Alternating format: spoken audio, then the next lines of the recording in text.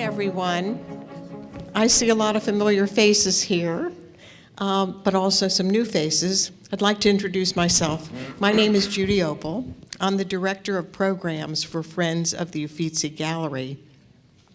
And on behalf of Scott Diamond, who is not only the President and CEO of the Palm Beach Show Group, but also an advisory board member for Friends of the Uffizi, I'd like to welcome you to the lecture today.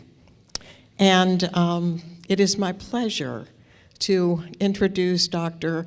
Rocky Ruggiero. I could bore you. Oh, stop. And I could bore you, and I could tell you that he got his PhD in Exeter University in the UK. I could tell you that he lived in Florence for 20 years. And I could also tell you that he taught at the most prestigious universities abroad. And I could also tell you that he has starred in many documentaries that have been on television. But I'd rather tell you that my friend, Dr. Ruggiero, is a phenomenal storyteller, and he makes history and art come to life. So you're in for a real treat today. Help me in welcoming Dr. Ruggiero. That was really nice. Oh, watch your step. Thank you, thank you, thank you, thank you. Buongiorno, everyone.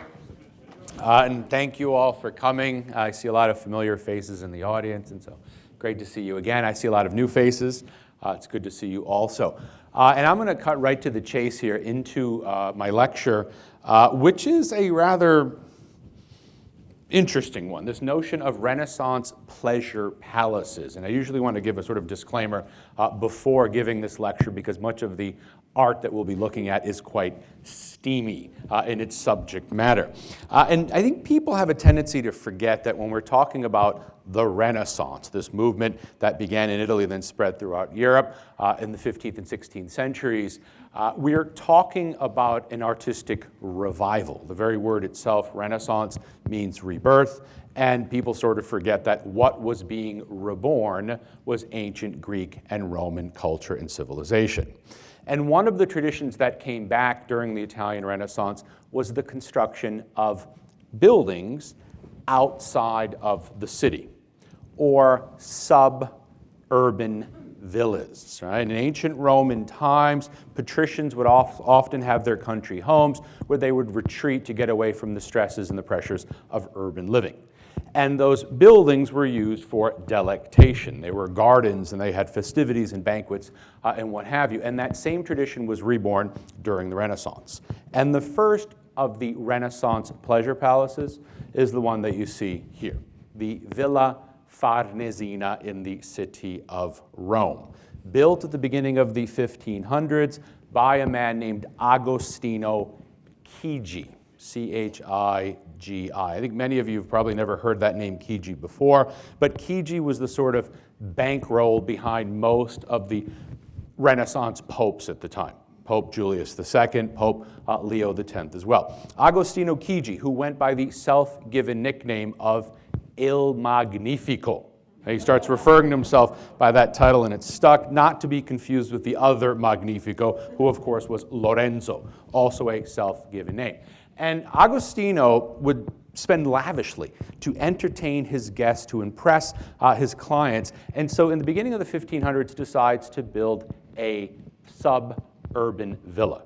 Now, if you're confused by the name, because you see the name Farnesina, technically this is the Villa Chigi, but because later it was sold to another important Roman family named Farnese, and the Farnese were planning on using it as their sort of dependance, as their in-law apartment, it became known with the diminutive Villa Farnesina instead. And the structure is on the western side of the Tiber River. Right? So technically outside of what was the urb proper, outside of what was the city proper at the time. You're looking at the front of the structure, and the entrance is actually here inside of a loggia, inside of a covered open space. And so this kind of transitional space between the outdoor garden and the indoor building itself. Here is the backside of a very handsome structure, which was designed by this great Sienese architect by the name of Baldassare Peruzzi. And very classically inspired, obviously, with its different architectural forms. Here's a layout of the actual building. So here's the front door, the loggia, the two rectangular rooms that you see here. And originally, the Great Hall was one giant rectangular volume. Okay, this wall was actually added later on, interrupting it, but it was one clear linear axis from the garden through the loggia, through the Great Hall, and then into the garden behind the structure as well. A very typical layout for most of these villas, sort of integrating the architecture into its kind of botanical setting all the way around. And so let's imagine that we are now invited to one of these legendary parties at the home of Agostino Chigi. You never met the guy before, you've heard about him. You walk into the front door and you're standing in the loggia space. Waiter comes up, offers you a glass of Prosecco. You begin to politely sip your Prosecco as you're looking around to see what other guests are present and just exactly what kind of decorum we have around you. Because the art was not just meant to be beautiful, it was not meant to be aesthetically pleasing, it was also meant to sort of set the tone, if you will, for the activities that actually went on inside of the building proper. And when you look up at the ceiling above you, you have this faux pergola. In other words, this faux architecture, but using these garlands to create the kind of infrastructure with all of the painting inside. And the decoration is usually attributed to the workshop of the great Raphael. Right now, as an aside, if you don't know, this year marks the 500th anniversary of the death of the great painter Raphael, who in my book is the third member of the High Renaissance Holy Trinity. My God the Father is Leonardo da Vinci, my God the Son is Michelangelo Buonarroti, and my God the Holy Spirit is Raphael Sanzio. Now, Raphael was directing what was going on because Raphael was actually working somewhere else in Rome, in the apartments of Pope Julius II. And I told you that Chigi was the banker to Julius. So that coat of arms that you see right here in the center of the ceiling is actually the coat of arms of Pope Julius II. So when you walk in and you're sipping your Prosecco and you look up and you see the coat of arms of the most powerful man in Rome at the time, and you know that your host, therefore, is a powerful man as well. So it's kind of this nod, if you will, to his great patron and to the man who essentially made Agostino Chigi his fortune. Now, the decoration up on the ceiling is mythological in subject matter, which again, today doesn't really startle nor impress us, but at the beginning of the 16th century was still a relatively new subject matter. It had been introduced just a couple of decades earlier by the Medici family with those famous Botticelli paintings like the Birth of Venus or what have you. It was still somewhat scandalous because mythological artwork, of course, consistently showed nude figures or involved nude figures, and more importantly, was often erotic in theme as well. And the subject matter of the story up on the ceiling of the loggia is an ancient myth involving two figures by the name of Cupid, the god of love, and Psyche. Right? And this story had just been recently rediscovered in Rome in an ancient text. And so you look up at the ceiling, and there's no linear order to the way the paintings are actually done. This is an image, technically, of Venus indicating to her son Cupid this figure Psyche, who we don't see. Psyche was a very beautiful woman, so beautiful that men began to worship her, causing Venus to become jealous. And so she decided to eliminate the threat by having Cupid take this beautiful woman, Psyche, and force her to marry the most vile and ugly man in the world. This was the plan. So here she is indicating to her son, that's the lady you need to go down and get. Cupid instead becomes smitten with Psyche himself. And so here he is talking to the three graces, essentially saying, look at her, isn't she gorgeous? And so the scene, which really plays no role in the overall context of the story, if not for the fact that Raphael, whoever it was that was designing this, wants to sort of include or introduce this notion of feminine nudity. Now, if you're familiar with the High Renaissance in Rome, Michelangelo's art pretty much dominated everything. And Michelangelo's art was obsessed with the male nude form. Now instead we have this female nudity. And remember, what you're looking at here are not necessarily idealized forms. Their notion of feminine sensuality and beauty was much more generous than our own is today. And so these robust, soft figures that you see, I mean, this is pretty explicit nudity for early 16th century art. And in fact, some believe that this female figure here may have been painted by Raphael himself, because the modeling of the figure is actually better than you see on the other two. Here we have Venus complaining to the two other goddesses. Here she is, here's Ceres, here is Hera, and she's saying, who the hell does she think she is? Competing with me, having men worship her. Right? And just to show you what the scenes look like, here's Cupid complaining to the Graces, here's Venus complaining to the goddesses, and in between, in these spandrel spaces, you have these little putti running around with different symbols of the Olympian gods. So essentially your visual introduction into this building is one that is dealing with delectation, dealing with mythological stories. Here we have Venus, again, full frontal, pretty much nudity of Venus on her chariot pulled by doves as she's ascending towards Zeus to complain. Now again, in a 16th century Rome that was just dominated by male nudity, that is an incredibly beautiful female face. And again, you'd have to take it from me, many of you not familiar with this particular period, you just don't see objective feminine beauty in 16th century art in Rome because, again, of Michelangelo's influence. But this is the hand of Raphael instead, who seems to appreciate that feminine beauty very much. And so here is Zeus listening to her complaints. You turn the corner, and here is the god Mercury. Now again, that is full frontal male nudity that you're looking at.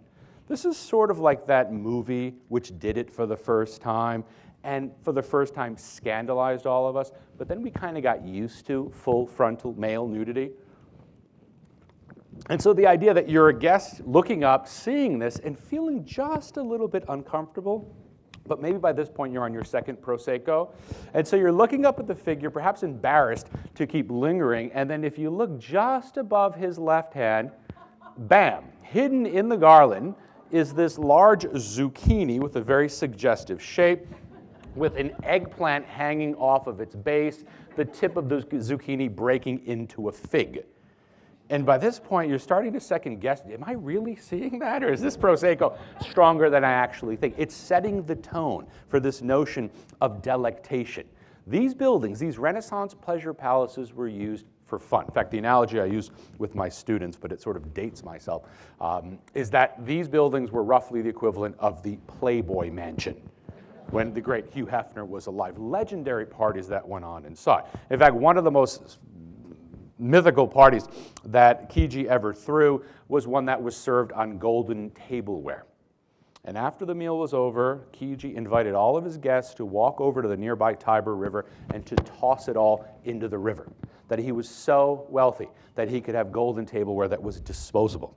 Now, what we know from documentation is that he actually had servants posted at the bottom there, catching the tableware as it came down, because no one's that rich, and obviously wasting gold is just a foolish thing. But it was that gesture to show that that is how wealthy they were, and that essentially is how much fun they could have inside of the building itself. Here now is one of the tasks. And so the story of Psyche is that she makes out pretty well, at least for a while. She and Cupid actually fall in love, and they live in this kind of secret setting. They live in a castle, but she can never look upon Cupid. This was essentially the deal. They were deeply in love. They have a great relationship, but Cupid said, you can never look at me. Right? Well, eventually her sisters convince her to actually look at Cupid, and when she does, she's so startled by his beauty that she spills some hot oil on him. She's kind of snuck up on him in the night. This ruined their relationship, and the story goes that she then needs to perform labors or tasks to redeem herself. It's almost like the female version of Hercules and the labors of Hercules. And here we have Psyche, who's actually coming up from the underworld with a jar of Persephone's beauty. So carried up there to heaven, and then the story goes on. Here she is bringing that jar to Venus, and Venus says, oh my God, I can't believe you were actually able to do this. The whole point of it was that you would fail so that I could eliminate you. Then Cupid going up to Zeus. Right? And then essentially Zeus intervening and making the whole story turn out happily for everyone. But obviously this homoerotic gesture between the young boy and the man tells us that it's not just sort of heterosexual beauty. in which our host is interested, but also homoerotic as well. And this is a very common characteristic of Renaissance Italy, because if you're going to bring back all things Greek and Roman, one of the things that came back was this tradition of pederasty, of physical relations between older men and younger boys. It was more prominent in Florence than it was in Rome, but remember, by the beginning of the 16th century, Rome was just catching up with what was already happening in Florence. And so we get a taste of that homoerotic art here as well. Here, the happy ending with Cupid and Psyche. Heading up top, here's the Council of the Gods painted on this faux tapestry that you see, kind of spread out. Again, it's all painted, but meant to look real. Zeus taking counsel with all the other, or Jupiter technically, with the other gods about what is to be done, and what is to be done is to have them marry. This is the council itself, and then we have the banquet that goes on. And again, what might just appear to be a random scene of revelry and festivity, in reality, sort of reflecting what actually went on inside of the building, particularly considering that most of the figures in this painting are not wearing any clothes, right? So very discreet and sort of subtle way, again, for setting the tone. And this is just that first room of the villa. You follow? We haven't even gone into the other spaces. When we do, we walk into the Loggia of Galatea. All right, now consider that this was once an open loggia that has been hence closed off. You look up at the ceiling, and the entirety of the ceiling represents Agostino Chigi's horoscope. Okay, now I'm not very skilled in the art of astrology, but all the symbols that you see up there represent the different zodiacal symbols. I think there's Sagittarius there. There's Leo with Hercules and the lion, and what have you, going all the way around. So again, another theme linked not to anything Christian per se, but to mythology. There's Ganymede down below, who represents the astrological sign of Aquarius, right? The cupbearer for Zeus. And then on the side walls, right, the figure of Polyphemus, painted by a Venetian artist, gone Roman, by the name of Sebastiano del Piombo, and Cyclops here, the one-eyed figure, and next to it, the most famous painting in the entire structure.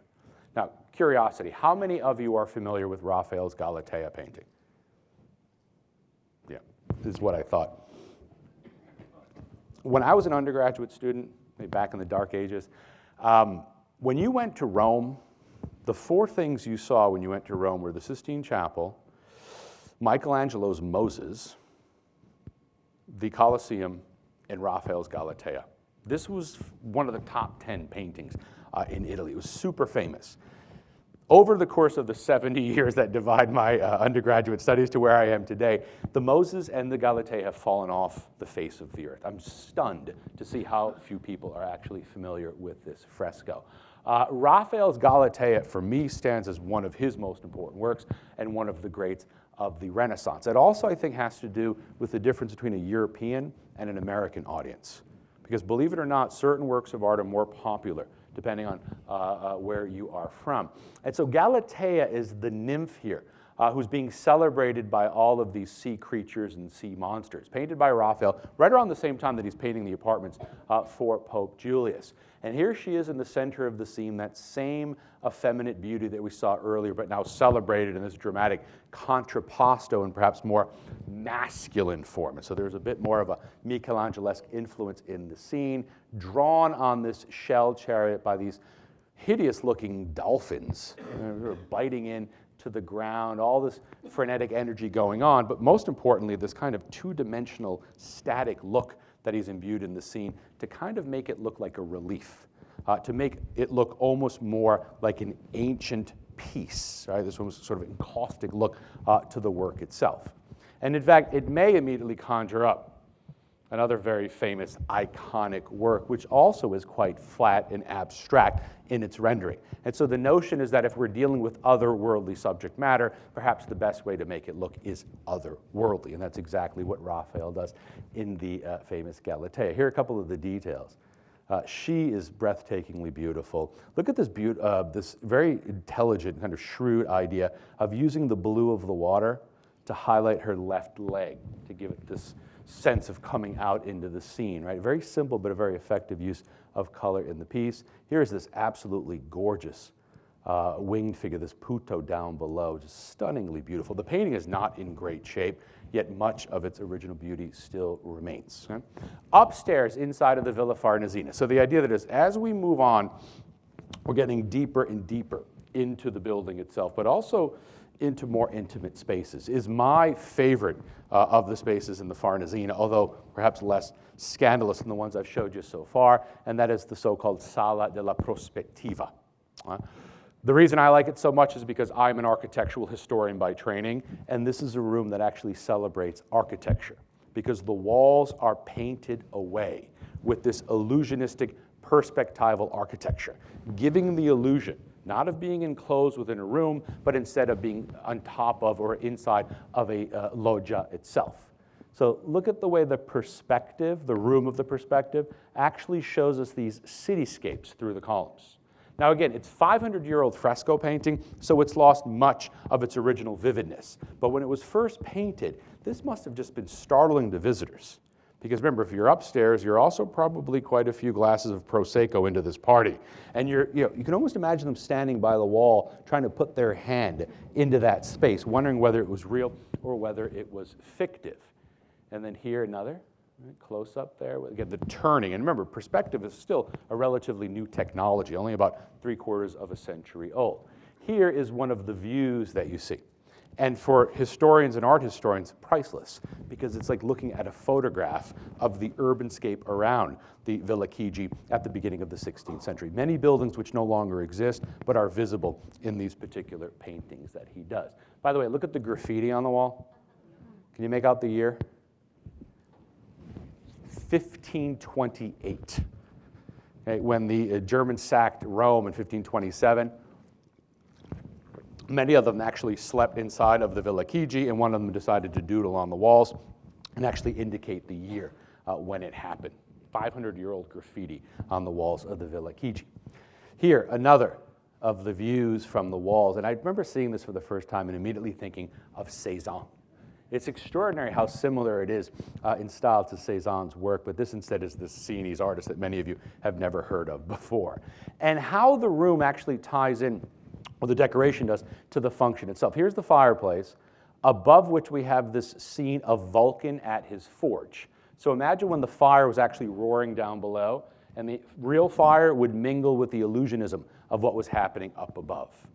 Painting away the walls. And remember all this because it's going to come back in a minute when I show you another of these pleasure palaces.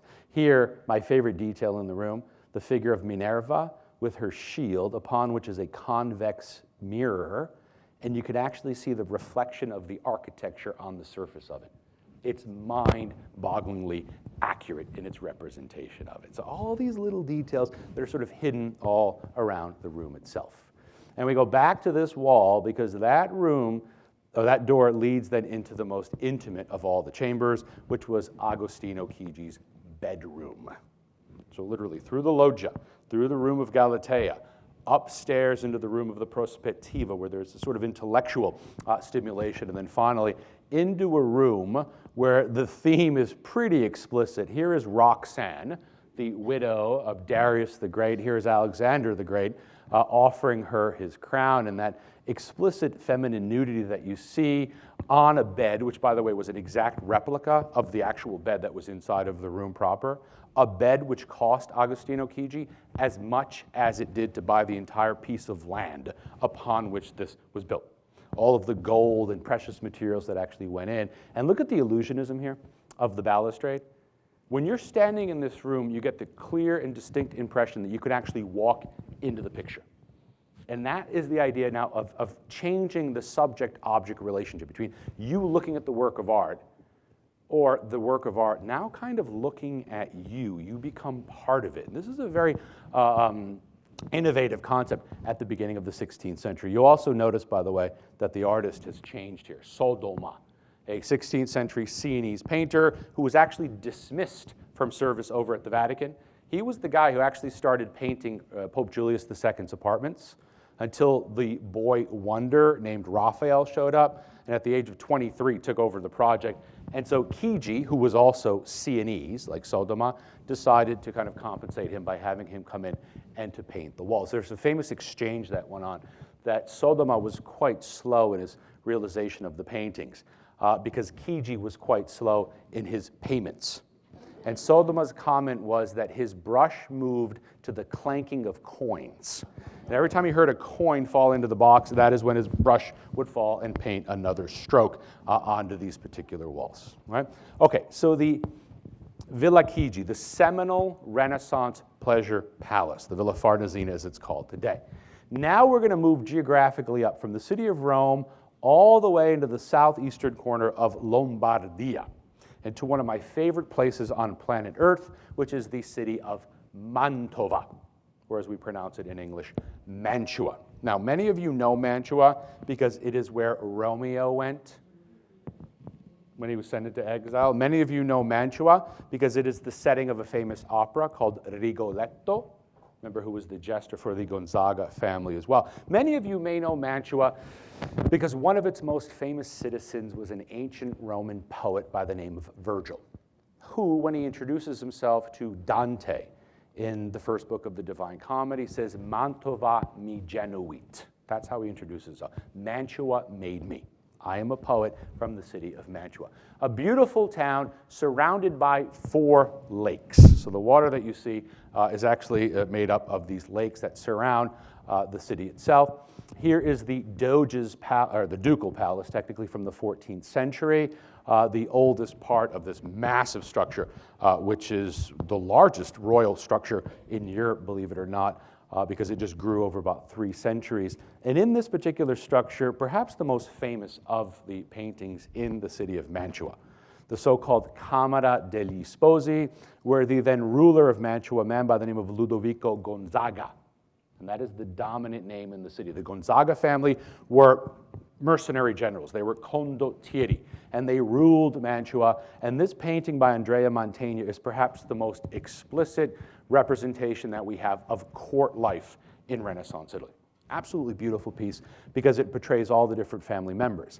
But at the same time, there's also this touch of playfulness in the scene because when you look up, you have this fictive oculus above your head with these ladies in waiting looking down and giggling, these little putti who you wish had diapers on or something like that, and the way they're positioned. Right? Look at this precarious flowered pot that you see that could fall down.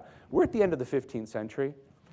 There's usually not room for artists to include these playful little motifs. We're so worried about getting it right, making space look three-dimensional, making people look like people, but Mantegna actually has room for jest in this particular work. In fact, one of the comments that I make very often about this particular piece, when we talk about Michelangelo's Sistine Chapel ceiling, if you actually stop and think about it, before Michelangelo painted that ceiling, there really aren't that many paintings above your heads.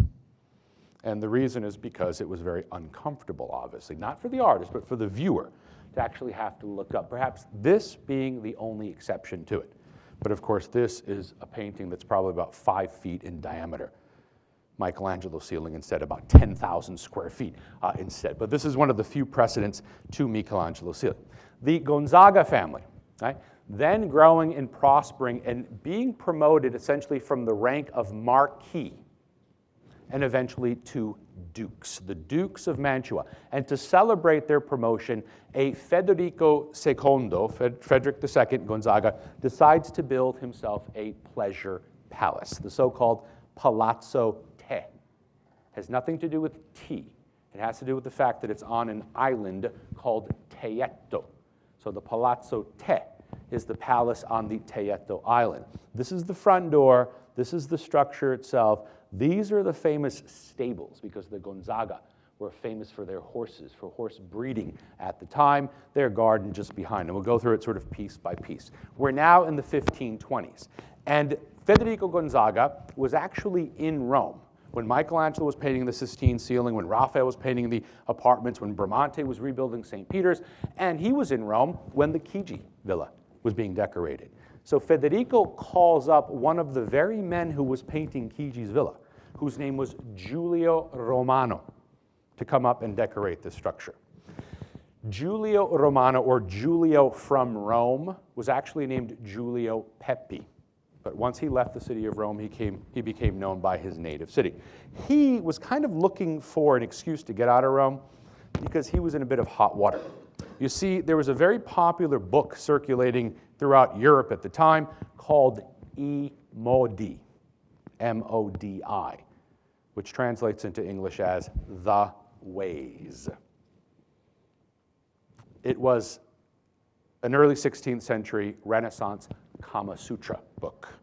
Sexual Ways. It was a series of very graphic erotic poems with illustrations. And Giulio Romano was the artist who actually had made those illustrations. So the book had been blacklisted, even though all the popes own a copy, okay? But the book was officially blacklisted. And Giulio Romano was essentially being pressured by the popes because, obviously, of this pornographic artwork. So for him, going up to Mantua was a welcome opportunity. He's the architect of the building, as well as technically the art director. And it's this zany, Mannerist-style architecture where essentially he's sort of breaking the rules for the sake of breaking the rules. If you're familiar with classical architecture and the use of the Doric order and the famous triglyphs and metopes that make up the entire, look how he's dropping some of those elements there coming through, like the architecture is actually falling apart. It's playfulness, right? A playfulness for which there wasn't really much room in Florence or Rome because they were too orthodox in their classicism, but there is room up here, A, because we're in Mantua, and B, because these buildings are pleasure palaces, right? They're places where you're supposed to have fun. Look at these pediments. I don't know if you can make it out, but they're actually broken. Those triangles are actually separated at the top. Look at the redundant, oversized keystones that you see. I mean, it's the way I describe this to my students, it's jazz. The same musical notes, we're just combining them in a different way all of a sudden, right? It's this new idea of architecture at the time. Some of the most beautiful architectural views looking through the arches here into that massive exedra that you have in the back. There's actually a moat to either side of this with fish on the inside. And so the architectural setting itself is extraordinary, as is the artwork that decorates it on the inside. Right? And you get a sense immediately of the sort of playfulness that we have. This is one of the first rooms you walk into. And again, it's very much like that experience at the Farnesina, where you walk into a room and you look up, and you're looking straight up into the underside there of Helios and his sun chariot. Huh? Now, there is a bit of a sophisticated theme because it looks like the sun will gradually disappear from this frame and the moon will enter. But obviously, there's this kind of inappropriate, should I be looking up into his knickers here? Straight up, and also into the knickers of the two horses that you see there as well. So the erotic mixed with the playful. And the further in you go, the more erotic the themes become. But before we get in there, we walk into the most prestigious of the rooms. So the same use as that great hall in the Chigi is the Sala dei Cavalli. This was the great hall in the Palazzo Te. And if you look around, you can see that the walls are actually dominated by these horses. Right? And these are not random horses. This is not just an exercise in equestrian imagery. What this is a series of portraits. These are his or their prize thoroughbreds. Right? And they're actually named. Can you make out the name? Morel Favorito. He's the guy who won the Triple Crown back in '86, right? And he's immortalized. Not that different today, is it? Right? I mean, if you think about how similar what they were doing is to what we're doing today. And so here's one of the many portraits that you see. And above the portraits, you actually have those labors of Hercules. Now, here's the ceiling, by the way. Before I forget, there's a very interesting motif that appears up on the ceiling. Right? And here's a close-up. The salamander, because the salamander was the personal device of Federico II Gonzaga. And the motto that went along with the salamander was, "That which this thing lacks torments me." Salamander, that which this thing lacks torments me. Because it was generally believed that salamanders did not go into heat. What this thing lacks torments me. That is sexual desire. So you've walked into the palace, you're about 5 Prosecco into this whole thing, so I wonder what this guy is like. Then there's this salamander, and there's motto saying, what it lacks torments me. There, maybe it's time for me to call an Uber at this particular point of the party. Because if we go one step further, we move into the room of Psyche. Same story. And so connecting the building that I showed you just a minute ago to the one all the way up in Mantua, where now Giulio Romano, a bit more elaborate in his scheme here for the decoration. That ceiling, in and of it, the structure in and of itself is breathtaking, and then you fill it with these paintings recounting the entire narrative of Psyche. Right? Now, even at a glance from a distance, I think you can all tell this rather dramatic use of chiaroscuro, that light-dark contrast. Now remember, we're in Lombardy, and another artist would come from Lombardy, very famous for his theatrical use of chiaroscuro, by the name of Caravaggio. The town of Caravaggio is not that far from Mantua. So all of a sudden you're seeing how the central Italian Renaissance was exported to the north, and then the north would take it all the way back down to Rome 3/4 of a century later when Caravaggio showed up. And many of these scenes, particularly this one, hey, this is the marriage of Cupid and Psyche. There's Cupid, there's Psyche. Look at the perspective on this. This is a whole new, we call it di sotto in su perspective.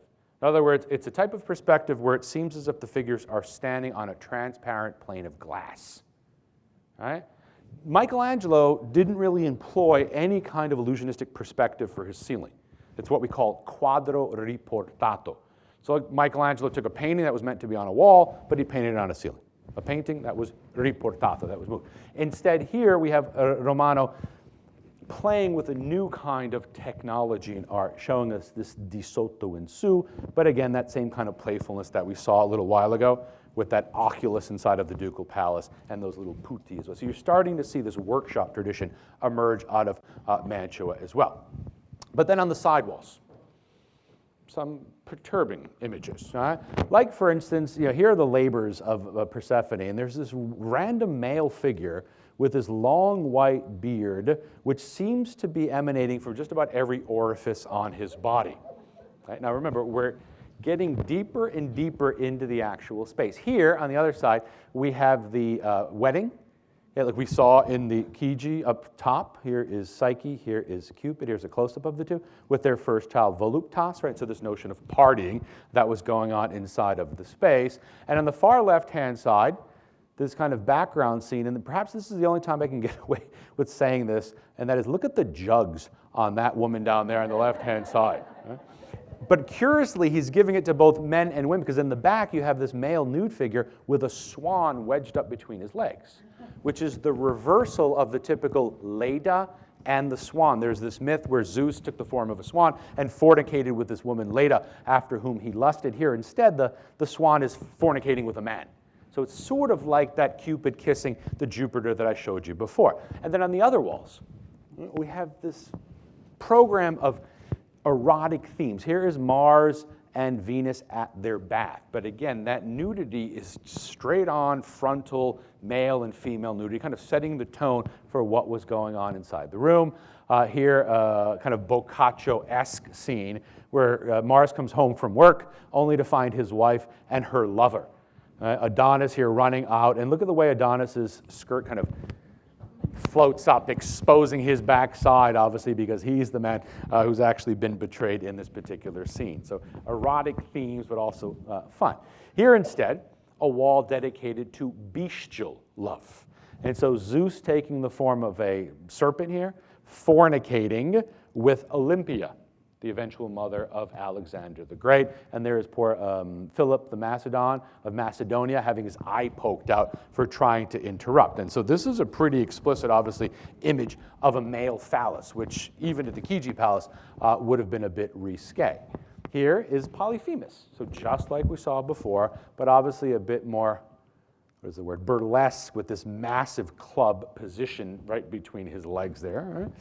Right? And then finally, you have the figure of Persephone entering into the cow designed by Daedalus that would allow her to fornicate with a bull. So bestial love, because, well, everyone has their own taste, technically speaking, and Federico Gonzaga was a host willing to accommodate all of them, right? It's a rather interesting motif. But the most spectacular room of the entire Palazzo Te is this one. I was standing in the Palazzo Te on February 6th. I was there with a group of students from Boston College, and one of the most rewarding things about my job is to walk in there with a bunch of 20-year-olds in 2020. I mean, think about what it takes to impress kids today. I mean, and they walk into this room, and all you hear is, and they shouldn't say it in front of me, but they do, holy bleep. Because they look around the space, and there's no other work of art, in my opinion, anywhere in the world that can compare to what Romano does in the Room of the Giganti. A room which is essentially an example of virtual reality. Because once upon a time, these giant scales, so that's an actual door. The figures on the walls are giant in scale. You follow? We don't fit into the scale of the painting, but we do fit into the painting because once upon a time, the stones that you see on the sidewalls were exactly the type of stone used to pave the floor. And the doors were painted as well. So when you shut the doors, they would continue the actual illusion of the room itself. And so look at the way, these figures representing the Titans who are being crushed by the Olympian gods. And almost as if you are being crushed as well as you look upon the scene. Obviously, there's a bit of caricaturish detailing as well. And you see the clouds right here, okay, which represent the lower rim of the descent. So you look up, this is what you see, that same kind of oculus motif. Here is Zeus being fed lightning bolts by Hera, casting them down and killing all of the Titans. So the distinct impression you get is that the ceiling is coming down upon you, crushing everything that's down below. And the corners of the room are smoothed away. The pendentives are rounded, so there's no point of reference, if you will, for you to say, oh, there's the end of the wall, there's the beginning. It all kind of blends in together. And then you get this distinct look as these figures are suffering down below. And the playfulness as well, that if this strain continued down upon this man, that left arm would eventually cause that stone to crack and the entire doorway would come crumbling down. It's for the 1500s, it's astonishing that an artist had a vision to create something again so subjective for the actual viewer to see. And you can see it here as well. There's the doorway, and look at all that architecture coming. You can almost imagine Federico's guests scurrying through very quickly through that door, fearful, of course, that that wall was in reality crashing down. And the idea that these buildings that were, again, intended for delectation, that were not there for intellectual contemplation or what have you, represent the perfect venue for this kind of art, which was brand new in its conception. You just wouldn't see this inside of churches. You wouldn't see this inside of the apartments of the Pope. The only place you could see it would be inside of these pleasure palaces proper. Now, speaking of popes, the last of the pleasure palaces that we're going to discuss, and it is a doozy, one that I imagine most of you are familiar with, the so-called Villa Borghese in Rome, which today is my favorite museum in the city. This is the entrance room. And the first thing I mention when we walk into the Borghese is that this was not a building that was intended to be experienced as a museum. And I think everyone can feel that almost intuitively because there's too much for you to see. Your eyes don't know where they're meant to stop. Instead, the notion was to go up to the Borghese at dusk on a Friday or a Saturday night. You'd have all those candles lining the road leading up to the villa. You'd have torches burning. You'd have waiters with cases of Dom Perignon. You'd have people dressed in masks and costumes running around. You'd have the musicians playing as well. And the villa itself becomes a theatrical stage for the performance, which was actually the celebration itself. This is exactly what your host wanted. And your host was Pope Paul V, whose real name was Camillo Borghese. When you look at the facade of St. Peter's in Rome, it says Pope Paolo V Borghesium, in honor of the Prince of the Apostles. It's his name that adorns the facade of the church. And when he was elected Pope in 1605, he gave his American Express black card to his nephew, Scipione Borghese Caffarelli, with one objective: put together the world's most impressive art collection. Those were his orders. And in my opinion, Scipione Borghese actually saw those orders through, because it is perhaps the most breathtaking collection of art, both in terms of quantity and quality. The earliest works by the great Gian Lorenzo Bernini, like his sculpture here of Aeneas, the refugee of Troy, his father Anchises and his son Ascanius down below. And if you look at the date here, 1617, Bernini was born in 1598. He may have been 19 years old when he carved this. Okay? And the detailing that you see, or what I like to call special effects, look at the sagging skin. Right? In fact, the words that I repeat over and over again when we look at these statues, it is stone. It is stone. It is stone. Because when you're looking at it, it doesn't look to be stone. It looks as if you were to reach up and actually grab the skin of Anchises, that skin would be elastic. That's how successful the illusionism actually is in the piece itself. Absolutely breathtaking. And a clear indication of great things to come. Right? Here's the backside, which transforms into another work of art, which we refer to as the 3 ages of man.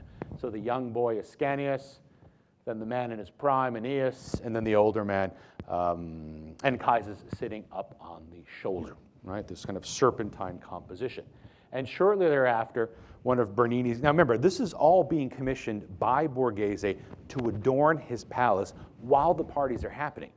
What's the point of having these things if you can't show them off, technically? You're not going to lock them away in a vault. You want them there in the rooms, and people are walking around looking up, and the actual artwork becomes, they become actors on the stage, right? We're the spectators in this sort of almost installation piece, technically, that's being put together. And here's Bernini's famous Apollo and Daphne. Right, the myth of the god of the hunt, the god of the arts, Apollo, who was desirous of the nymph Daphne, and when he was chasing her down and finally thought he had her, she was saved by her father, who had her magically transformed into a laurel tree.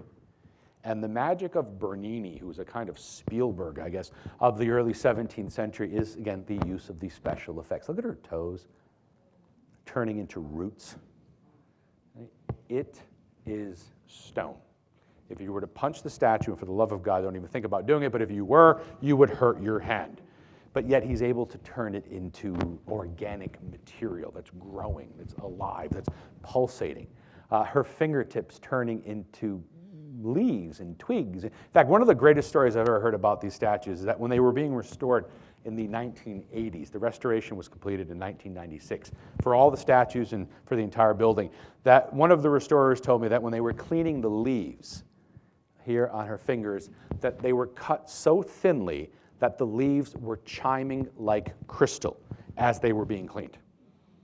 It is stone that he reduces to a thickness that is millimetrical, just mind-boggling. And then one of my favorite views, look at the bark growing. And never once does Apollo violate her purity, because there's always that buffer of bark where his hand comes into contact with the flesh, and that juxtaposition of divine almost indifference versus, not human necessarily, but less divine desperation on the part of the nymph. And it just, it's like having a great DJ or something. I mean, looking up at this sculpture, saying this is an extraordinary place, and obviously my host is an extraordinary collector of art. Bernini's Pluto and Persephone. Done at exactly the same time, and if you're looking at the dates here, this puts Bernini in his early 20s. I remember studying this stuff as an undergraduate, and having been to Italy several times, never having seen the statues, just presumed that they were in private collections. So I marveled when I went to the Borghese Gallery for the first time and saw them all in person. And here again, another, and you notice this theme of unrequited love was a very popular one. Love shown in one direction, but not reciprocated in the other. And so Pluto, the god of the underworld, who's now kidnapping Persephone, taking her down, and this ballet. I mean, it's choreography here in terms of its composition, where he, this big, powerful arm, and the muscles and the tendons pushing, and then she's pushing with the left hand. Look at that eye. Stretch back. It is stone, but it doesn't look like stone.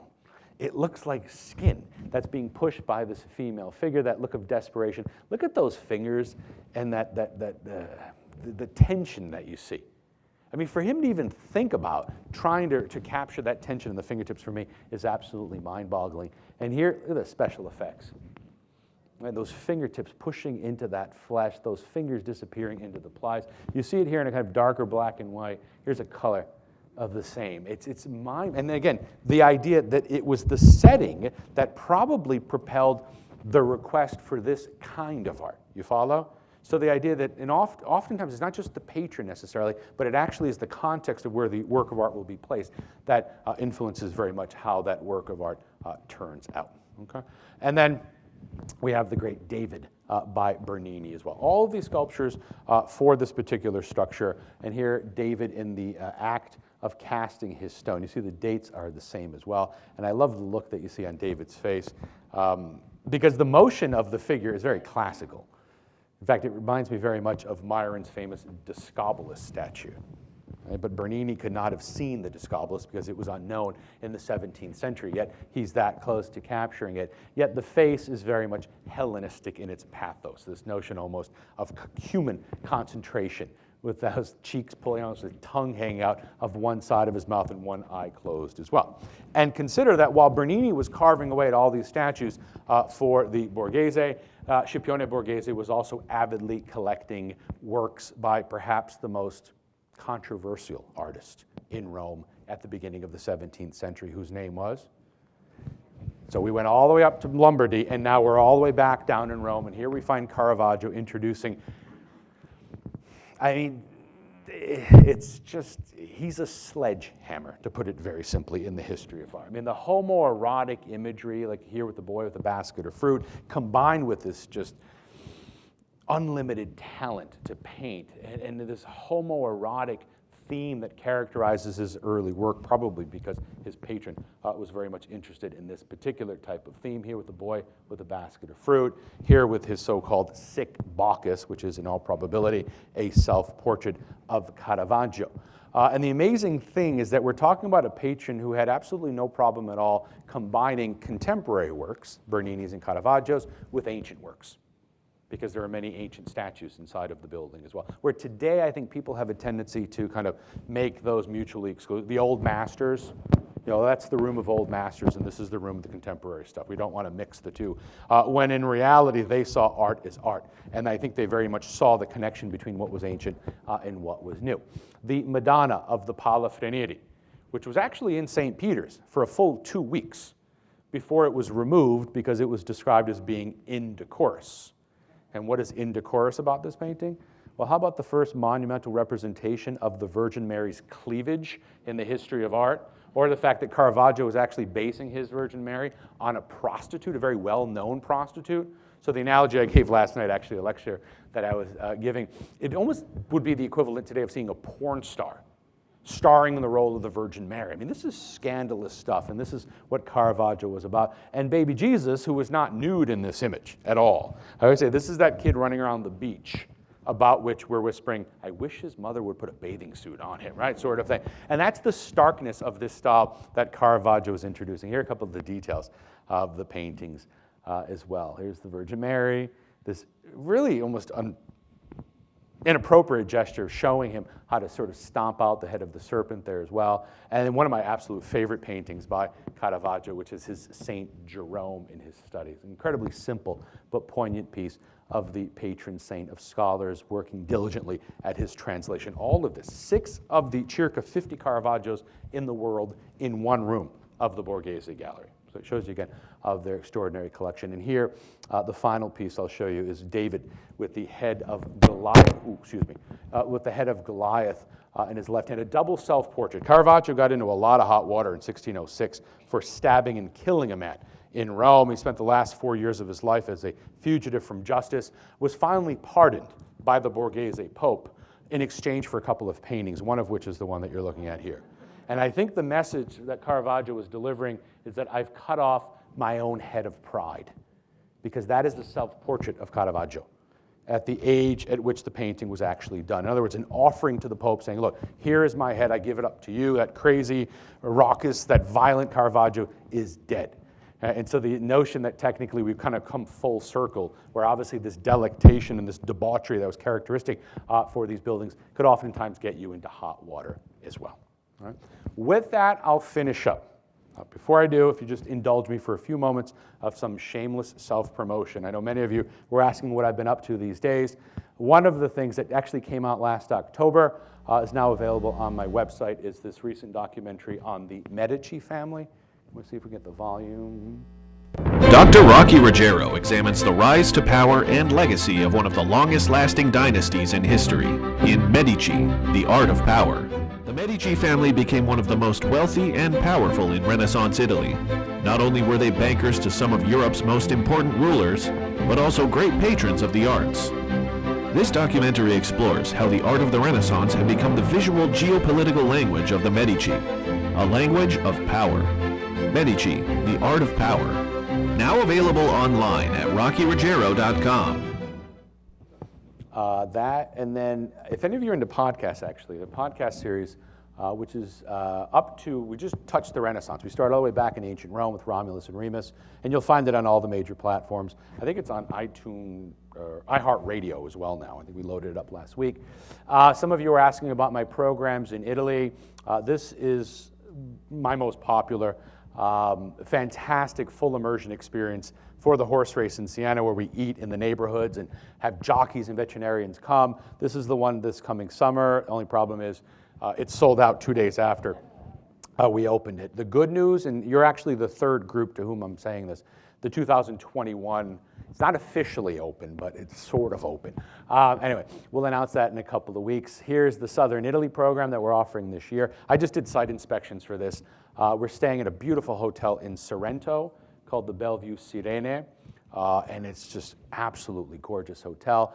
We have private boats for Amalfi,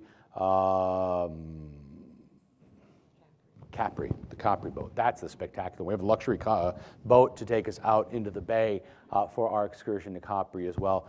This is very much an extraordinary one. This is another program, Thanksgiving in Florence. Weather's great, usually. Crowds are thin, almost always, and it's the best culinary time of the year to actually be in Florence. The mushrooms, the wine, the oil, and best of all, the white truffles, right? It's the beginning of white truffle season. This is the other video series that has been airing on PBS actually for almost a year now. Is also available on the website.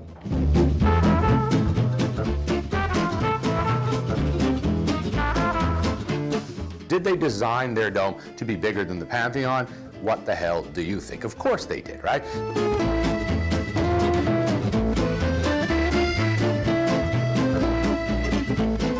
We look at the hat, right, and we imagine David with a little wicker basket over his forearm, skipping through fields of daisies or what have you. One of the Graces is distracted because she's checking out Mercury over here and the corner of the painting. With his left hand extending towards Jesus Christ, his sinistra, his sinister hand, right, the hand of the devil. And that six-pack that you see there as well is not just the result of the 2% body fat that this man enjoys. Raphael was introduced to the papal court by his paesano.